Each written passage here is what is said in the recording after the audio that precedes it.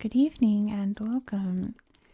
Tonight, we will be concluding our journey around the world in 80 days. I'll link the playlist to the rest of the video up there, but if you want to stick around and watch this one, that's totally fine. You can watch them in any order, to be honest. But since this is the last leg of our trip, I'm going to show you this cool map here and show you all the places that we've gone so far. So we started off road tripping across the US, we sailed across the Atlantic, and we went to the United Kingdom, Ireland, Iceland, Oslo, the Netherlands, to Belgium, France, Spain, Portugal, then Italy, Turkey, India, Thailand, Bali in Indonesia, Kenya, and Tanzania on horseback. So tonight we're going to finish our trip in Zambia, head all the way across the ocean again to Costa Rica, Argentina, sail down to Antarctica, go all the way to New Zealand, and then all the way to Canada. I guess back where we started to go around again. So let's finish our trip around the world in 80 days. Starting with days 60 to 61, Z is for Zambezi. Although technically not the tallest or widest waterfall on the planet, the combined dimensions of Victoria Falls result in the world's largest curtain of falling water on the globe, more than a mile wide and 354 feet high, making it more than twice the height of Niagara Falls. At the top of the falls and midway across, on the border between Zambia and Zimbabwe, sits Livingston Island, named after Scottish explorer Dr. David Livingstone, who was introduced to the falls by the Makalolo people in 1855. The island is literally the jumping-off point for those who want to take the swim of their life or death in the Devil's Pool. The only thing standing between the island and the edge of the falls, the Devil's Pool is part of a series of naturally occurring reservoirs that offer a brief respite of calm water before spilling over the rim like a giant infinity pool. From September to December, water flow over the falls is reduced, and tourists can hire a guide and go for a dip in the Devil's Pool if they dare. Created by submerged volcanic rock formations, the pools allow the brave of heart to peer into the epic mist and thundering water below. The precarious perch is less than 3 feet from the top of the drop, a rocky barrier also known as the Devil's Armchair. This is not the place to skimp on hiring an experienced guide or springing for travel insurance. If you survive the swim, and depending on whom you talk to, most people do, you don't have to go far for the next adrenaline rush, white water rafting. And look how beautiful this waterfall is, you guys. And there's the Devil's Pool right there. White water rafting. The Zambezi River features powerful rapids that require skillful handling. Seasonal shifts in water flow, dry season versus rainy season, determine how fast and high the Zambezi River is running. For a heart-pumping rush, book a trip when the water is low, late summer, July to August, or December to January. Age limits apply to some rafting trips for safety reasons, and in addition, some difficult trips require a potentially strenuous hike to and from the launch site. In October, whitewater enthusiasts pour in from around the world to witness or participate in the 2-day Zambezi Whitewater Festival, a competitive amateur event that includes fast and furious water, timed challenges, and live entertainment and festivities in the evenings.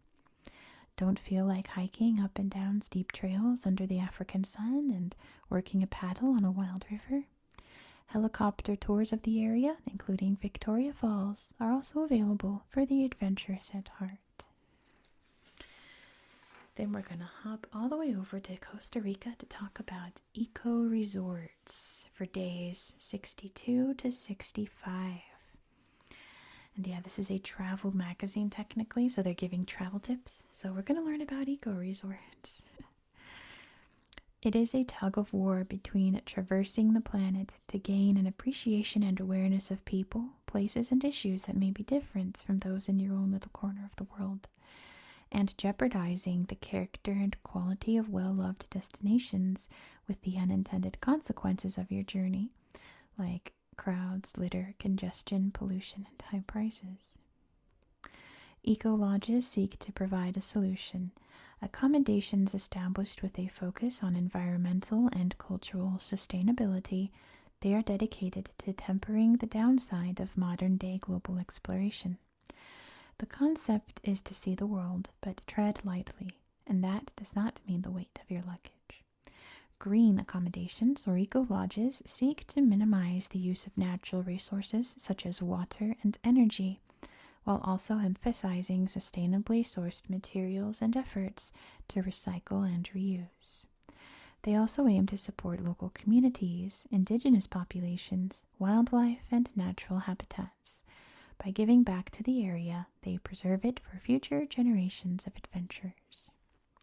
Staying at an eco-lodge means participating in a growing movement and incorporating the insight and inspiration acquired on the journey into a lifestyle of community awareness and conservation when you return home.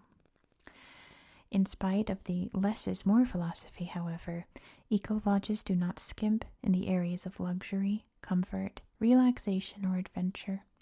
Often located in the most remote, serene, and beautiful places in the world, eco-resorts prove that going green does not mean going without. Case in point, the Pacuare Lodge in Costa Rica. Check-in requires a whitewater rafting trip to access the property, which is inside a 700-acre private rainforest reserve. Guest rooms that seem to hover in the treetops are accessed by zip lines and canopy bridges. The entire lodge, built in traditional local style, uses lumber from a reforestation project undertaken by nearby farmers. In addition, no trees were removed from the site to clear space for the suites or main lodge.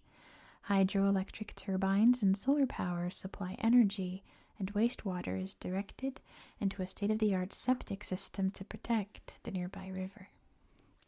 Local farmers supply fresh, organic produce and eggs for a menu prepared by a talented staff native to the area.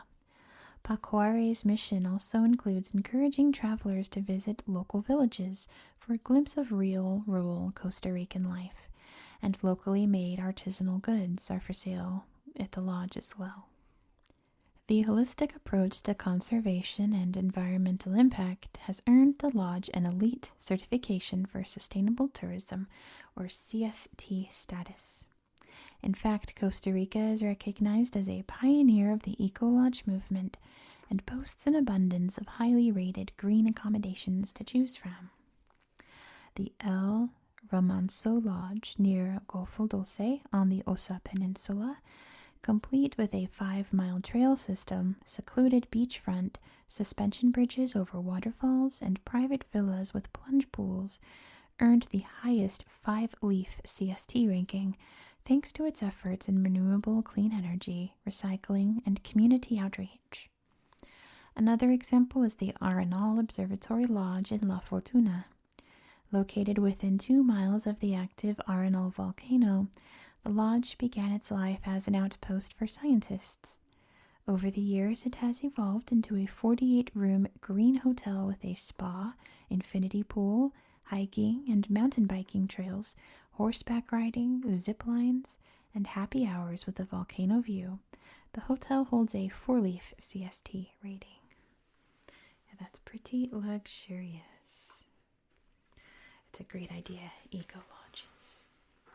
Let's head south to Go Gaucho, Argentina's estancias. Part homestay, part dude ranch, Argentina's estancias is the vast rural lowlands on the southern tip of South America, invite travelers to experience life like a gaucho. Considered the cowboys of South America, with all the romance, legendary horsemanship, and machismo that entails, gauchos represent the colorful folk heroes of yesteryear, guys so tough and saddle-worn it's rumored they bathed astride their horses. Today, however, although gauchos continue to work the low-lying grasslands called pampas, roping, riding, herding cattle, raising sheep, and working farms, they also enjoy modern comforts. Staying at an estancia means taking part in the life of the working ranch as much or as little as you desire. Want to help shear sheep, herd cattle, collect eggs, or milk a cow? Meals are taken family style with the actual family, and horses are the mainstay of the experience. Trail rides, hikes, and country-style relaxation are what this vacation's all about. Some estancias, however, embrace the romance of a bygone era. They've gone luxe. Think ranching in style. Elegant accommodations, fine dining, spa services complement the outdoor experience also on the menu. Since gauchos' excellence in equestrian skills makes polo a popular pastime for the country, there are daily matches to watch during the season. And last but far from least, the food. Famous for its barbecues or asados, Argentina is often referred to as the steak capital of the world and renowned for its Malbec wine. Need we say more? I forgot to say this is days 66 and 67, so you gotta book it from Costa Rica to southern Argentina to enjoy day on an estancia with the gauchos. And then for days 68 to 71, we are going to bring into an expedition Antarctica. Look at this little penguin. So cute. I love penguins. Nowhere in the world is the landscape as wild, untamed, and untouched as in Antarctica. Anchoring the globe's south pole, this continent is at once ferocious and fragile. A frozen dreamscape larger than Europe, Antarctica is the coldest, windiest, and most remote place on the planet. More than 99% of the terrain is covered by ice, accounting for 90% of Earth's ice overall. Winter temperatures range from 14 degrees Fahrenheit to negative 22 degrees below zero, and during the coldest months, the water surrounding the landmass becomes impassable. In the summer, coastal areas warm to 32 degrees Fahrenheit, but temperatures occasionally hit balmy highs of 48 degrees.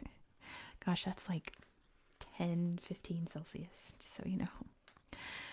Without a native human population to claim the land, the continent exists as a shared multinational space for the purpose of scientific research. The Antarctic Treaty in 1959 identified the region as a demilitarized zone. Currently, 18 countries, including the United States, conduct research on the white continent, numbering about 1,000 scientists in the winter and 10,000 in the summer months. In addition, an estimated 40,000 tourists visit Antarctica each year. And perhaps at this point you're wondering why. The answer, it seems, lies deep in humanity's adventure-seeking DNA, to go where few have gone.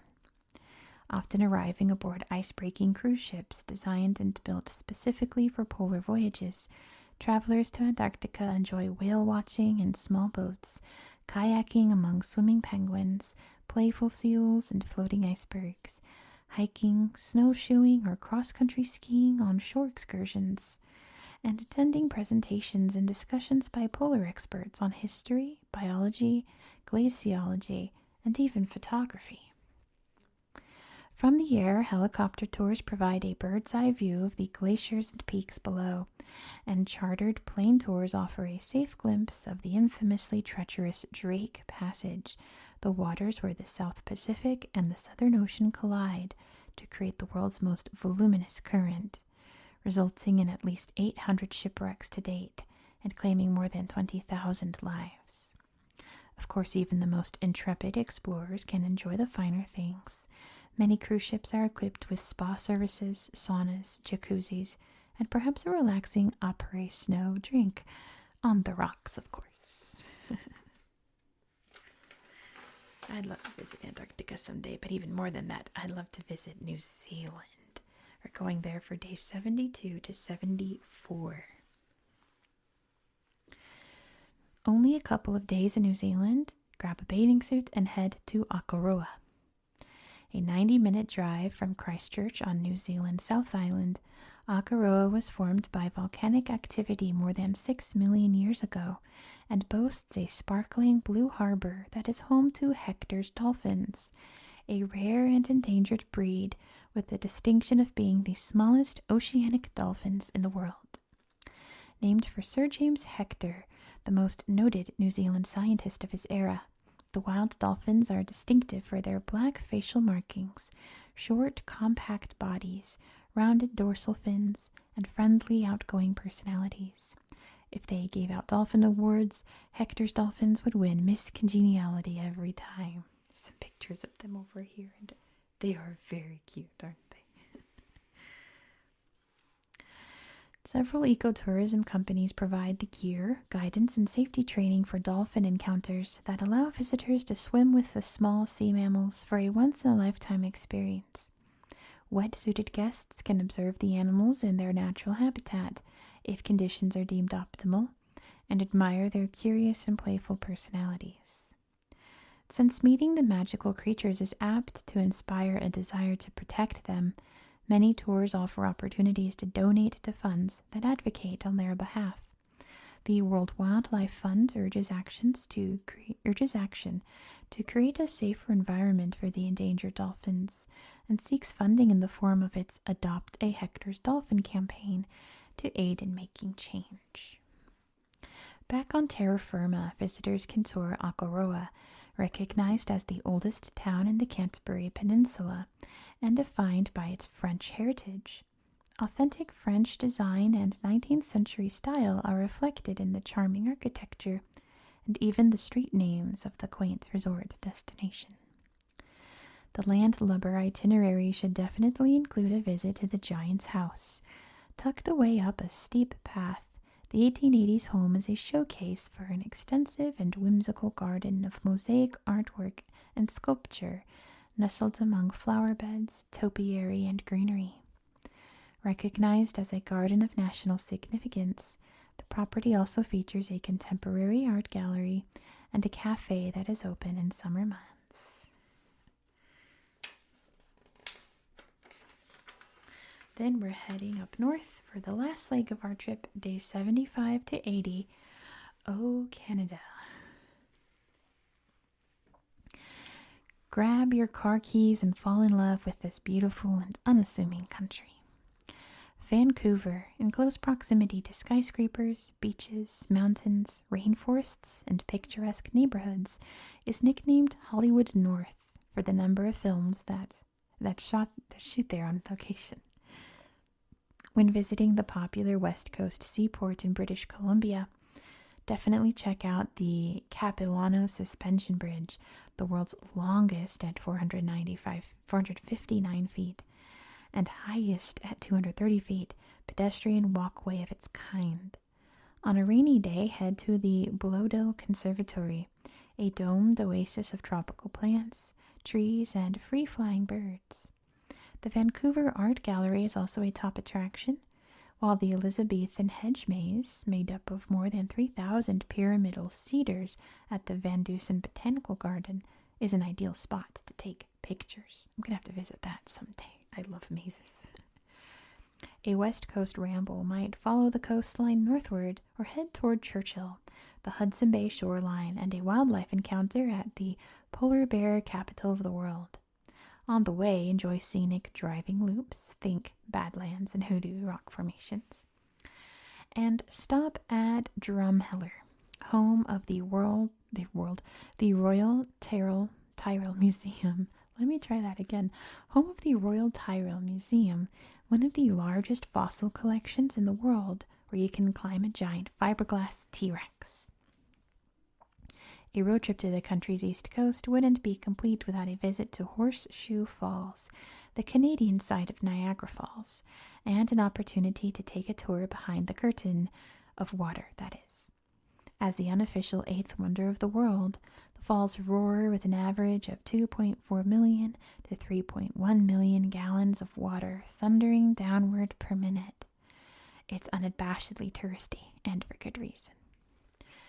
Next stop, Montreal and all that jazz. A world-class music city in the province of Quebec, the Cosmopolitan Center was founded in the 17th century by intrepid settlers from France who packed their culture, architecture, language, and food along with them.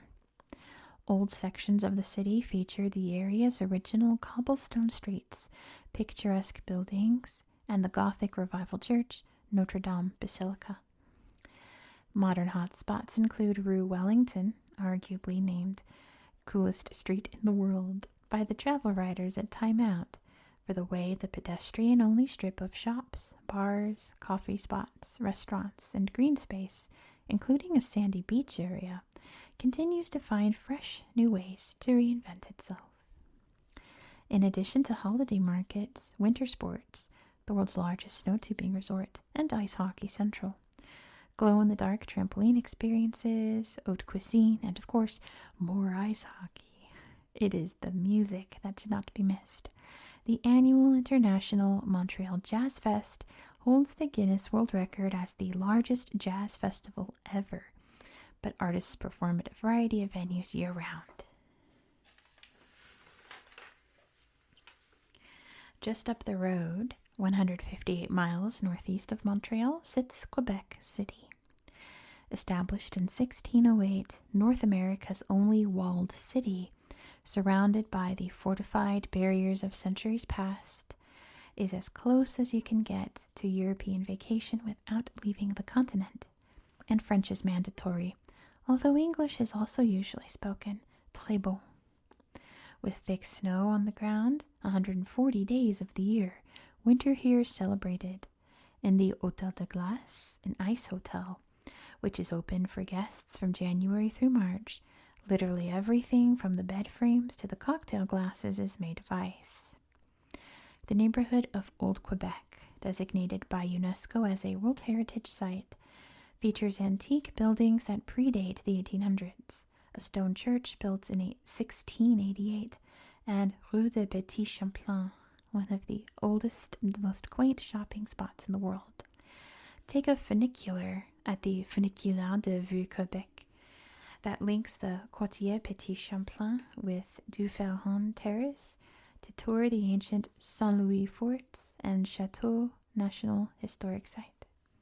Chateau Frontenac, the world's most photographed hotel, is a special site in the old walled city. Book a luxury stay at the breathtaking cliff-top accommodation or take a guided tour of the historic premises that have been visited by celebrities, dignitaries, and royalty. In Canada, however, it is not only the urban, but also the outdoorsy that inspires wonder and awe. The Quebec region is home to gray wolves, moose, snowy owls, black bears, and blue whales. And wherever you are in the country, don't forget to look up. The night skies are alight not only with stars, but also the aurora borealis, or northern lights. Magical indeed. And that is it for our adventure. We made it all the way around the world in 80 days. Thank you so much for coming along with me. I hope you found this video to be relaxing and educational. If you want more tourist magazines, let me know down in the comments. And don't forget to give this video a like. And also consider subscribing as well for more content.